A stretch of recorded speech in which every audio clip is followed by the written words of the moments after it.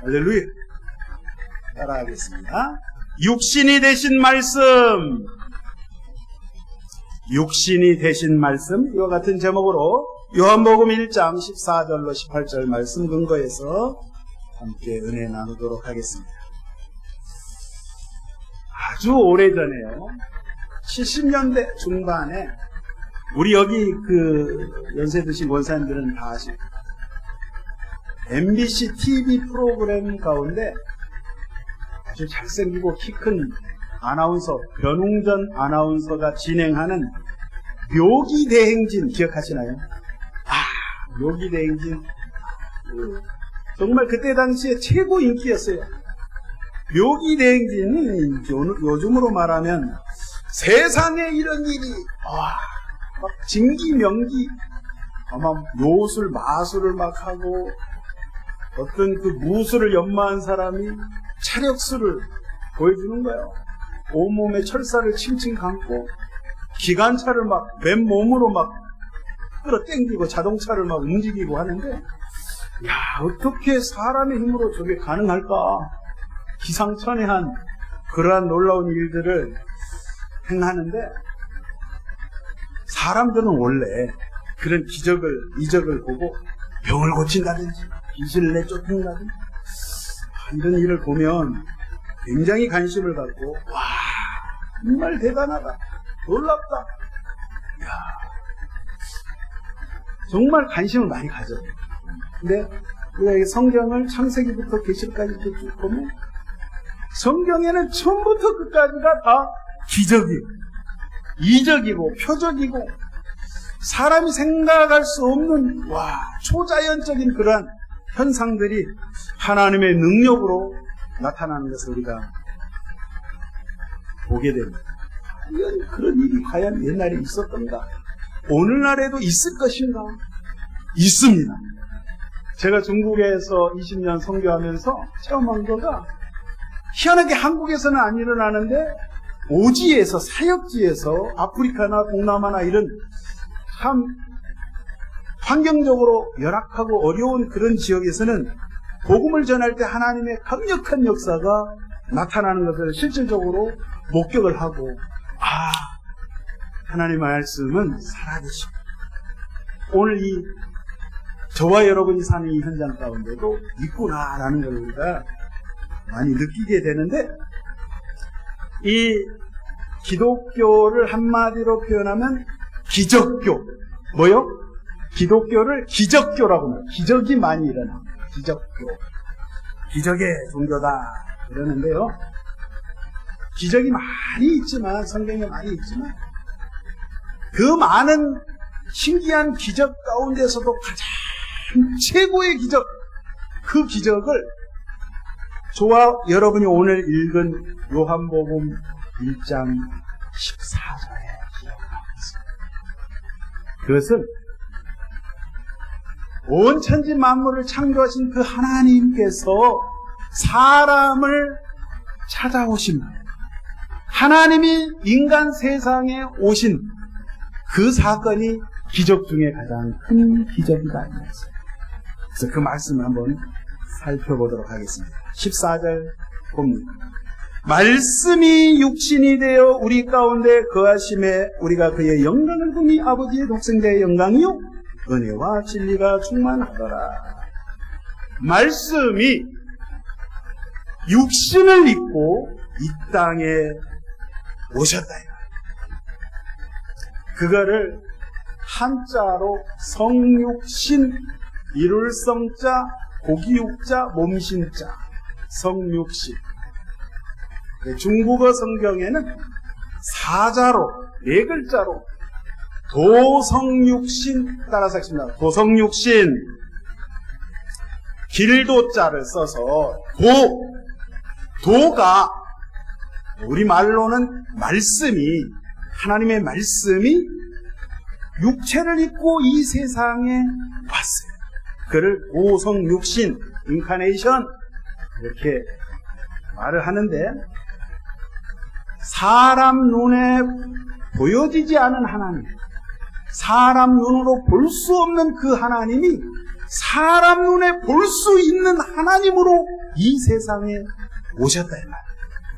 그 말씀이 오늘 14절에 말씀이 육신이 되어 우리 가운데 거하셨다.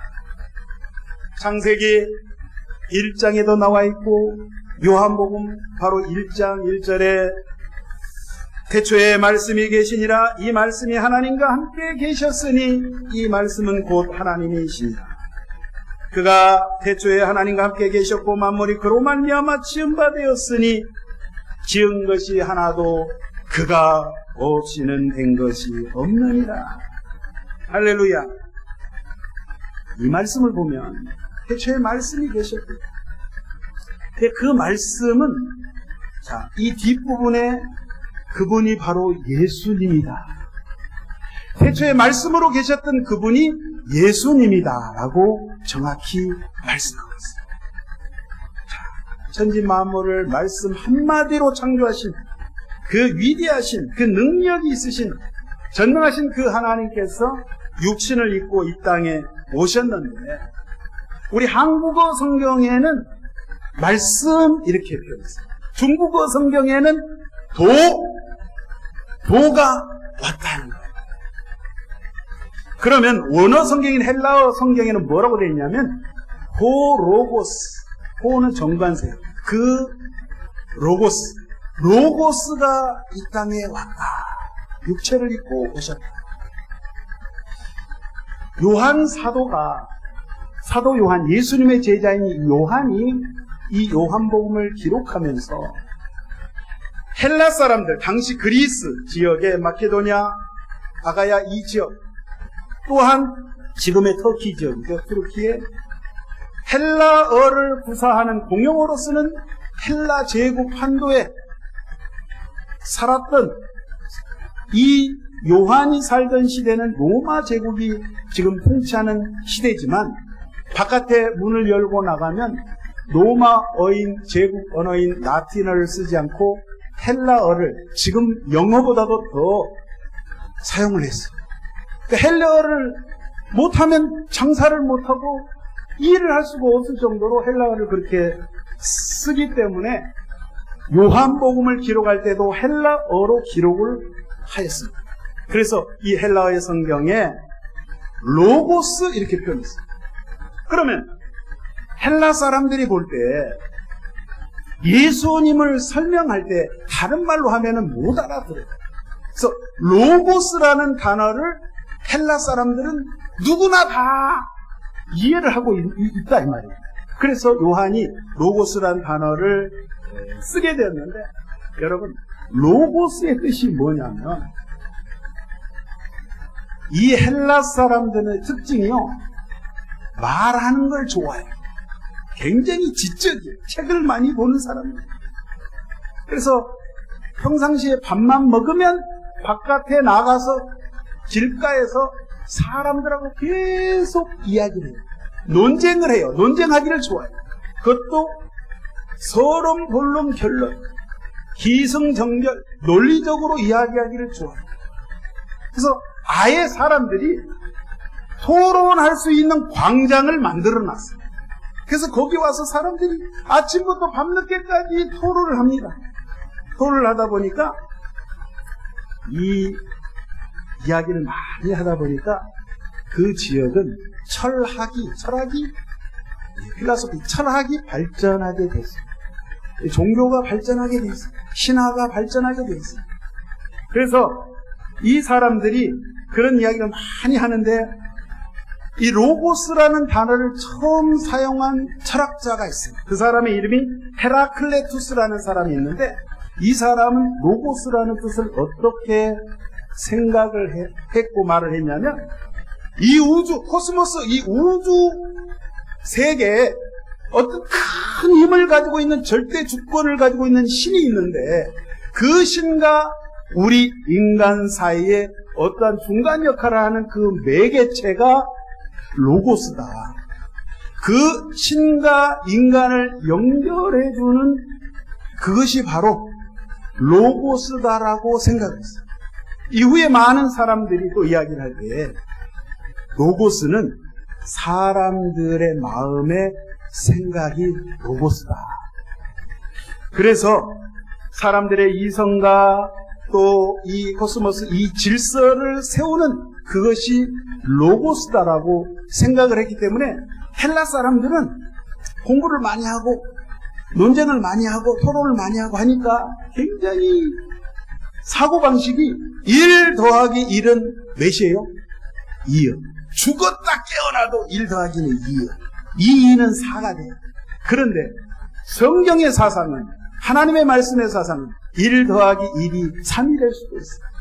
1 더하기 1이 10이 될 수도 있고 100이 될 수도 있고 1000이 될 수도 있다. 왜? 하나님의 능력이 임하면 기적이 일어나게 되는데, 헬라 사람들은 굉장히 이렇게 지적인 사람들이에요. 그런 사람들에게 하나님의 말씀, 특별히 예수님은 저 영적인 천상의 세상에 계셨다가 이 땅에 오셨다는 것을 설명을 해야 되는데, 그래서 요한이 설명하기를, 당신들이 그 헬라 사람들이 로고스, 그 진리를 추구하는 그 로고스가 바로 우리 주 예수 그리스도가 되신다. 그래서 예수님은, 그 진리 되신 예수님은, 참 빛이 되시는 그 광명체가 되신 그 예수님은 아주 태초에 이전부터 그분은 존재하고 계신다. 지금도 존재하고 계시고 앞으로도 영원토록 계실 것이다 라고 표현하면서 요한복음을 성령의 감동을 통하여 이렇게 기록을 했습니다. 그러니까 요한복음 1장 1절을 제가 지금 방금 설명해둔 그 내용으로 예수님을 말씀 그 단어를 바꿔가지고 제가 집어넣어서 읽어볼게요. 들어보세요. 태초에 예수가 계시니라. 그 예수가 하나님과 함께 계셨으니 이 예수는 곧 하나님이십니다. 예수가 태초에 하나님과 함께 계셨고 만물이 예수로 말미암아 지은 바 되었으니 지은 것이 하나도 예수가 없이는 된 것이 없느니라. 할렐루야. 그러니까 예수님은 한마디로 말씀드리면 세상을 창조하실 때 창조주로 계셨다 이 말이에요. 아멘이십니까? 그러니까 그 말씀 로고스로 계셨던 그분이 인간의 육체를 입으시고, 인간의 육체 사르크스, 그 육체를 입으시고 이 땅에 오신 하나님이 바로 예수님이시다. 동의하십니까? 예. 그러니까 이 표현을 사도 바울은 빌립보서 2장 6절에 이렇게 정확히 표현하고 있습니다. 그는 예수님을 말씀드립니다. 근본적으로 하나님의 본체시나 하나님과 동등됨을 취할 것으로 여기지 아니하시고 오히려 자기를 비워 종의 형체를 가지사 사람들과 같이 되셨고 사람의 모양으로 나타나사 자기를 낮추시고 죽기까지 복종하셨으니 곧 십자가에 죽으시니라. 원래 하나님 본체신데 예수님이 그분이 사람이 되셨습니다. 이 고깃덩어리 육체를 입고 우리 예수님이 오셨는데 왜 오셨는가? 저와 여러분을 만나기 위해서 오셨다. 저와 여러분을 너무도 사랑하기 때문에 그 사랑을 표현하고자 얘들아 내가 너희를 사랑한다. 말로만 사랑하는 것이 아니라 직접 보여주시기 위해서 주님께서 오셨는데 오늘 14절 말씀 끝부분 중간 부분 한번 보시면 말씀이 육신이 되어 우리 가운데 거하심에 우리 가운데 거하셨다는 표현이요 원어에 보니까 스키노 천막을 쳤다 이 뜻이에요. 말씀 되신 그 하나님께서 육체를 입고 이 땅에 오셨는데 우리 가운데 장막을 치셨다, 텐트를 쳤다 이 뜻이에요. 원래 뜻이. 그래서 이 말씀 되신 하나님이 이 죄 많은 인간에게 오셔서 천막을 치셨는데 여러분 천막을 생각하면 성경 구약 시대 때에 이스라엘 백성들이 이집트, 애굽에서 출애굽을 합니다. 홍해 바다를 건너서 430년 동안 노예 생활을 하다가 탈출을 해서 민족의 지도자 모세를 통해서 인도함을 받고 광야를 나왔어요. 광야 40년의 생활을 할 때 이제 시작 단계에 있었을 때 하나님께서 그의 신실한 종 모세를 시내산에, 하나님의 거룩한 산 시내산, 하나님의 말씀의 계시가 선포되는 그 산에 모세를 불러서 모세에게 하늘 모형, 천상의 세계, 아름다운 하나님의 세계, 하늘나라를 보여주시면서 모세야, 너가 이것을 잘 보고 잘 듣고 산에 내려가거들랑 이스라엘 백성들에게 이 하늘 세계를 소개하고 알리거라, 내 뜻을 전하거라. 예, 알겠습니다. 라고 그가 본 것이 바로 하나님의 집, 하나님이 거하시는 천막인 회막, 성막을 보여주시고, 이제 모세가 그것을 명을 받들어서 산을 내려갑니다. 산을 내려갔을 때 이스라엘 백성들이 견디지를 못하는 거예요. 기다리지를 못하는 거예요. 모세를 기다리지. 40일 동안 밤낮으로 금식하면서 하나님을 만난 그 모세에게 조금 참으면 되는데 그걸 못 참아주고 애굽에서 섬겼던 소신, 송아지를, 금송아지를, 금폐물을 다 녹여서 금송아지를 만들어 놓고 우상숭배를 했을 때 모세가 십계명 두 돌판을 집어던져서 깨트리잖아요. 우리가 생각할 때 모세는 왜 이렇게 혈기가 많은가? 그게 아니라 하나님께서 모세를 통해서 하나님이 화가 나셨다는 것을, 대노하셨다는 것을 이스라엘 백성들에게 보여주신 거예요. 너희가 어찌하여 하나님의 뜻을 따르지 아니하고 여전히 과거의 세상적인 것, 애국적인 것, 어둠 속에 다시 그 세상으로, 제약된 세상으로 돌아가려고 하느냐? 회개하여라 라는 차원에서 모세를 통해서 주님이, 하나님이 말씀하시는데, 우리 하나님은 제가 볼 때도 속이 너무 좋으신 거예요. 저 같으면 그냥 어떻게 해버리겠는데 참으시고, 모세가 기도합니다. 하나님 그 노여움을 거두시옵소서. 그 화를 내셔서 이 민족을 다 싹 죽여버리면 다른 민족들이 생각할 때 조롱합니다, 욕합니다. 세상에 이 민족을 그 힘든 노예 생활 가운데 건져내셨으면서 세상에 죽일 데가 없어서 이 광야에서 저들을 죽입니까? 애굽 사람들이, 가나안 사람들이 소문을 듣고 하나님 영광을 가리게 됩니다. 노여움을 거두시고 제발 저를 봐서라도 차라리 제 목숨을 거두시고 이 백성들의 죄를 용서하여 주옵소서. 중보기도, 그러니까 저녁마다 중보기도 하잖아요. 이 중보기도를 한 거예요. 그래서 하나님께서 잠깐 딱 혼내시고 다시 시작하십니다. 하나님께서 그 인내하심과 자비하심과 성실하심을 베푸시는 그런 놀라운 역사를 백성들이 체험하게 되는데, 이 백성들이 금송아지를, 우상을 섬겼음에도 불구하고 이 금송아지 사건 이후에 하나님께서 모세를 통해서 하나님의 집인 성막을, 이스라엘 백성들이 다 천막을 치고 그때 당시에 광야에서 살았습니다. 12지파 200만이 넘는 그 수많은 사람들이 동서남북으로 천막을 치고 정 가운데에는 하나님의 집인 회막, 성막, 하나님의 집, 텐트를 딱 치셨어요. 그러니까 이 뜻은 죄 많은 인간들을 죄 지어서 그냥 죽음으로 몰고 가는 그 상황 가운데 참아 보실 수 없으셨어요.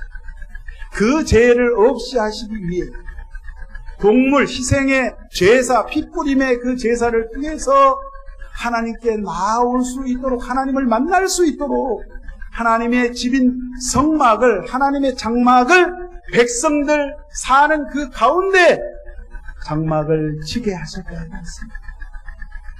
그래서 오늘 이 말씀은 말씀 되신 그 하나님, 그 주님이 육신을 입으시고 저와 여러분을 살리시기 위해서 우리 가운데 천막을 치러 오셨다 이 말씀.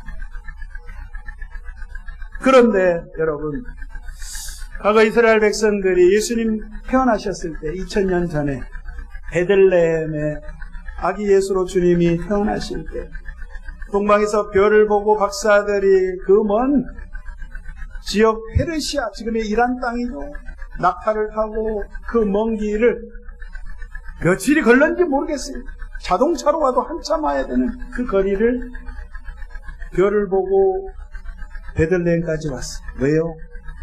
주님께 예배하기 위해서, 경배하기 위해서. 예수님이 메시아로 그리스도로 오시겠다고 옛날부터 하나님께서 그의 종 선지자들을 통해서 오리라 라고 이야기했건만 이스라엘 백성들은 그 이야기에 관심이 없는 겁니다. 주님이 오셨음에도 불구하고 들판에 몇몇 목동들 외에, 양을 치는 목자들 외에 예수님을 경배하는 자들이 없었어요. 오늘날에도 마찬가지예요. 오늘날에도 수많은 교회가 있고 많은 선교사들이 있고 많은 사람들이 성경책을 열고 예수 믿어야 됩니다. 그래야 구원을 받습니다. 그래야 하나님을 만납니다. 죄를 회개하고 돌이키십시오. 끝없이 이야기를 해도 도무지 관심이 없다는 거예요.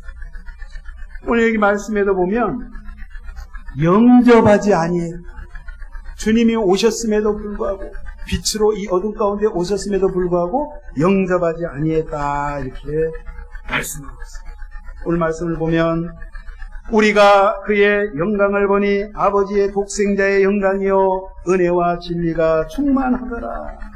사도 요한이 이렇게 보니까 예수님 그분이야말로 바로 독생자의 영광이었다라고 증거하고 있습니다. 예수님 그분이 바로 하나님이 계신다 라고 증거하고 계십니다. 저와 여러분들은 이양의 예수님 믿으신 것, 우리가 때로는 조금 오해하고 있는 게 뭐냐면요, 이 기독교 신앙에 대해서 그저 복 주시옵소서, 복 너무 복 받기 위해서. 여러분, 기독교는 그런 종교가 아니에요. 예수 믿는 거는 복을 받기 위해서, 여러분, 세상이 말하는 복을 말하는 거예요. 제가 말하는 거는 하나님을 만나고 예수님이 말씀되신 그분이 나에게 찾아오셔서 나와 함께 하시는 그 사건 자체가 복이라는 거예요. 아멘이십니까? 그러니까 너무 우리가 신앙이 잘못되어서 막 물질적인 거, 세상적인 명예, 이런 거가 없으면은, 아유, 저 사람은 예수 믿는데 왜 이렇게 가난하게 산디야? 가난할 수도 있는 거지. 예수님은 뭐 부자로 사셨어요? 예수님이 무슨 고대 광실, 무슨 왕궁에서 사셨어요? 예수님은 집이 없이 떠돌아다니신, 문전걸식을 하셨어요. 제자들과 함께 이곳저곳 다니면서. 근데 중요한 거는 사람들이 보여질 때는 남루한 옷을 입고 식사도 제대로 못 하시고 그렇게 지내셨지만 예수님 안에는 영원한 생명이 있었다 이 말이에요. 예수님을 만나는 사람들에게는 병도 치료함을 받고 예수님을 만나는 사람들에게 인생의 문제가 해결됐어요. 여러분이 우리가 신앙생활할 때 본질을, 왜 내가 예수를 믿나? 왜 예수님이 오셨는가? 예수와 나와 무슨 상관이 있는가? 오늘 여기 보니까 예수님이 하나님이실 뿐만 아니라 그 예수님이 은혜와 진리가 되신다고 오늘 말씀하고 계십니다. 과거 옛날에 구약시대 때는 모세를 통해서 하나님이 율법의 말씀, 하나님의 말씀을 주셨어요. 그 모세를 통해서, 율법의 말씀을 통해서 하나님이 어떠한 분이신가를 우리에게 알게 하셨고, 이제 추가적으로 예수님이 이 땅에 육체를 입고 오심으로 말미암아 하나님이 진짜 어떤 분인가를 확실하게 분명하게 더 자세하게 알 수 있도록 예수님을 보는 순간, 예수님을 만나는 순간, 하나님은 사랑의 하나님이시구나. 하나님은 절대 변함이 없으신, 한 번 약속하신 것 반드시 지키시고 이루시는, 성취하시는 하나님이시구나 라는 것을 주님이 오셔서 친히 보여주셨다 이 말이에요. 자, 오늘 말씀을 다시 보면 말씀 육신이 이제 우리 가운데 거하시네. 예전에는 이스라엘 백성들이 온막을 치고 천막을 치고 살았어요. 그 가운데 하나님의 집인 성막이 가운데 있었어요. 그러나 오늘날 저와 여러분에게 하나님께서는 이제는 그 장막보다도 아예 우리 몸을 하나님의 장막 삼고서 내 속에 천막을 치고, 얘야, 내가 너와 함께 살기를 원한다. 네가 내 안에, 내가 네 안에 거하기를 원한다.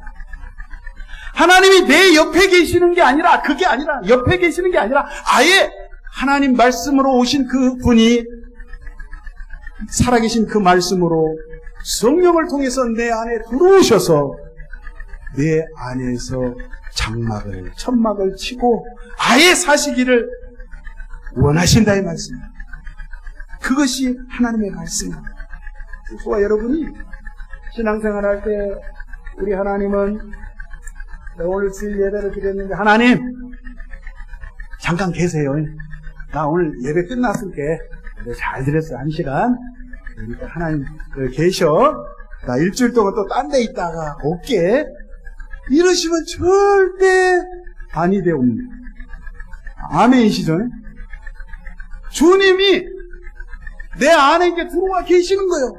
내 입술로 예수님 나의 구주라고 고백하는 순간 성령을 통해서 내 안에 임재하고 계시기 때문에 옆에 계시는 게 아니라, 뒤에 계시는 게 아니라, 앞에 계시는 게 아니라 내 안에 아예 들어오셨어요. 그래서 우리가 늘 찬양하지 않습니까? 요한복음 15장 5절에 예수님 말씀하시기를, 나는 포도나무요 너희는 가지니라. 포도나무와 가지가 떨어지면 떨어지는 순간 말라 비틀어지고 열매를 맺을 수가 없고 죽어버리지만, 포도나무 대신 예수님 나와 함께함으로 주님이 이렇게 말씀하십니다. 그가 내 안에 내가 그 안에 거하면 사람이 열매를 많이 맺나니 나를 떠나서는 너희가 아무것도 할 수 없음이라. 너희가 열매를 많이 맺으면 내 아버지께서 영광을 받으실 것이요 너희는 내 제자가 되리라. 저와 여러분이 주님과 함께 이제 한 몸이 된 거예요. 한 몸. 그리스도와 연합이 된 거예요. 한 몸. 한 몸을 이루는 거는요, 하나님과 나와의 관계가 이렇게 회복이 되면 옆으로 이웃과의 관계가 복원이 되는 거예요. 십자가가 있잖아요. 십자가. 위로는 내가 하나님과의 관계, 영적으로 내가 먼저 깨어있고 영으로 내가 말씀으로 주님과 교제하게 되면 내 안에 계신 보혜사 성령 하나님, 거룩하신 영, 예수의 영 되신 그 성령님이 내 옆에 있는 형제를, 아유 저 원수를 용서하게 되고 할 수 있지. 이해하게 되고 용납하게 되고 환영하게 되고 그럴 수 있어. 왜? 나도 저 사람보다 더 많은 허물이 있고 죄가 있는데 예수님이 내 죄 때문에 오셨는데 나도 내가 그를 용서해야지. 이런 마음이 옛날에는 없었는데 이 밑에서부터 어디서부터 막 솟아오르는 거예요. 그래서 용서할 수 있는 마음이 생겨나는 거예요. 오늘 18절을 한번 보겠습니다. 본래 하나님을 본 사람이 없으되, 이 세상의 사람들 그 누구도 하나님을 본 사람이 없어. 아버지 품속에 있는 독생하신 하나님이 나타내셨느니라. 여러분, 광야 시대 때 모세는요, 하나님은 시내산에서 또 평상시에 주님과 하나님과 늘 대화를 했어요. 근데 성경에 표현하기는 하나님을 만났다라고 표현을 하는데 하나님 면전에서 만난 게 아니에요. 출애굽기 33장 20절에 보면 하나님이 이렇게 표현하십니다. 네가 내 얼굴을 보지 못하리니 나를 보고 살 자가 없음이라. 하나님을 만나서 하나님을 보고 하나님을 만나면 하나님을 보고 살 자가 없다는 게 반드시 죽게 돼. 왜? 죄 때문에. 인간의 죄 때문에 사람이 하나님을 만날 수가 없어요. 볼 수가 없어요. 그래서 모세는 그럼 어떻게 하나님과 대화하고 만났는가? 성경에 보니까 모세가 하나님의 뒷모습을 살짝 봤다. 하나님의 어깨 뒷모습을 등짝을 조금도 아니고 아주 조금 봤다는 거예요. 그럼 이 표현이 뭐냐? 아니 뭐 하나님이 등짝이 있고 앞짝이 있고 하나님이 앞이 있고 뒤가 그 말이 아니라 사람들한테 이해를 하기 위해서 알아듣게 하기 위해서 성경을 그렇게 쓴 거예요. 하나님의 뒷모습 등을 살짝 봤다. 무슨 뜻인지 아시죠? 죄 때문에 다가갈 수 없어요. 하나님. 그런데 볼 수 없는 그 하나님, 만날 수 없는 그 하나님을 볼 수 있는 하나님으로 그 예수님이 육체를 입고 우리가 똑같은 성정을 가지고 이 땅에 오셔서 우리를 만나 주셨다는 거예요. 그 예수님 이 땅에 오셔서 그런 고생하신 분이 이 세상에 없어요. 아낌없이 저와 여러분을 살리시기 위해서 내가 사랑하노라. 십자가에서 죽기까지 피 한 방울 물 한 방울 남기지 않고 다 쏟아 부어주시면서 자기를 죽이는 원수들을 향하여 예수님 기도합니다. 아버지여 저들이 하는 것을 알지 못하오니 저들의 죄를 사하여 주옵소서. 그리고 예수님 끝까지 그 고통을 참아내시고 인내하시면서 내가 다 이루었다. 누구의 뜻을 하늘 아버지 보내신 아버지 하나님의 그 언약의 약속을 내가 다 이루었다라고 하시면서 마지막 아버지여 내 영혼을 당신의 손에 부탁하나이다 하시고 운명하시면서 저와 여러분에게 영생의 길을 만들어 주셨다는 사실, 절대로 이것을 잊지 마시고, 여러분 예수님이 오시면 그냥 크리스마스 때 추리 장식하고 캐롤송이 들고 세상 사람들은 선물 교환하고 세상 것에 취해 있지만 저와 여러분은 날마다 예수님과 동행하고 말씀되신 그분이 내 안에 거하심으로 날마다 성탄절 되시기를 예수님의 이름으로 축원드립니다. 날 위해서 죽으신 그분 예수님이 죽으셨을 뿐만 아니라 이제 부활하셔서 죽음을 이기고 부활하셔서 예수님이 다시 사셨기 때문에 나 역시도 살 수 있다. 천국의 소망을 주시기 위해서 주님이 부활하셨기 때문에 저와 여러분이 매일매일 매 순간의 삶이 부활의 삶이 돼야 될 줄로 믿습니다. 그래서 예수 믿는 것이 인상 쓰고 다닐 것이 아니라 항상 기쁘고 즐거운 그런 삶이 돼야 된다는 거예요. 오늘 여기 18장 후반부에 아버지 품속에 있는 독생하신 하나님이 나타내셨느니라. 여러분 이 말씀을 기록하고 있는 사도 요한, 제자 요한이 제자들 중에 가장 나이가 어렸어요. 제일 젊었어요. 제자들 가운데는 결혼을 한 제자도 있었어요. 베드로 같은 제자는. 요한은 막둥이야, 막내야. 귀여운 주님이 많이 사랑하시고 본인 입으로도 주님이 겁나게 사랑하시는 제자 이렇게 표현을 하는데, 여러분 그 다빈치가 그린 그 그림 있죠. 최후의 만찬.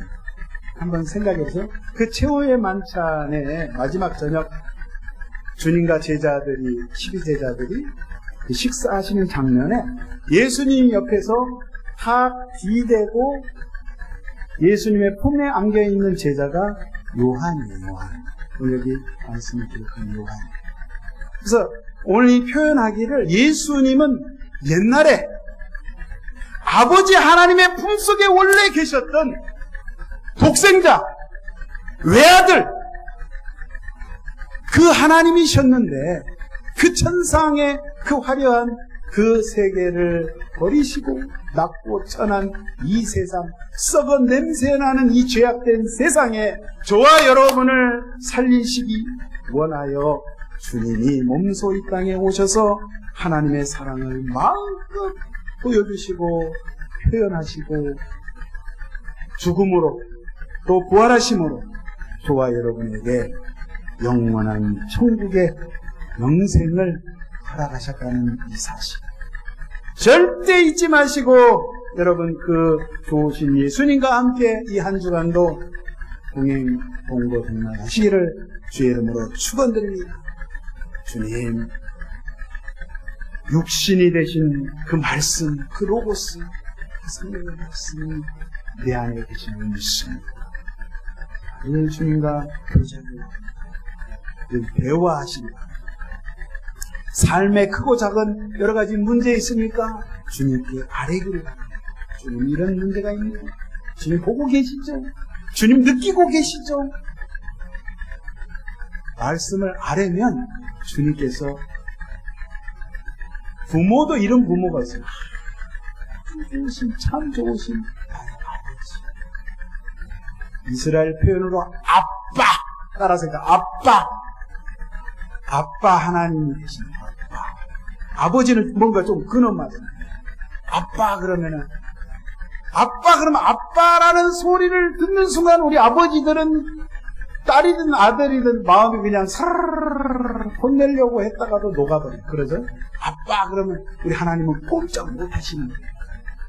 아빠라고 예수 이름으로 기도하시고 아니시면 주님 들어주시고 주실 줄로 믿습니다. 기도합니다. 하나님 감사합니다. 나의 생명의 주님 이 땅에 오셔서 우리 가운데 오셔서 우리 안에 오셔서 이제 나와 연합한 자 아버지 하나님 주와 함께하는 자가 되기를 원합니다. 오늘도 성령님을 통하여 끊임없이 말씀으로 말씀하여 주시고 깨우쳐 주시고 인도하시니까 하나님의 사랑 너무 감사합니다. 하나님 그 사랑 오늘도 이 한 주간도 아니 일평생 남은 생애 가운데 실천하며 살아가기 원합니다. 주님 붙들어 주시옵소서. 승리하게 하여 주시옵소서. 예수님 이름으로 기도합니다.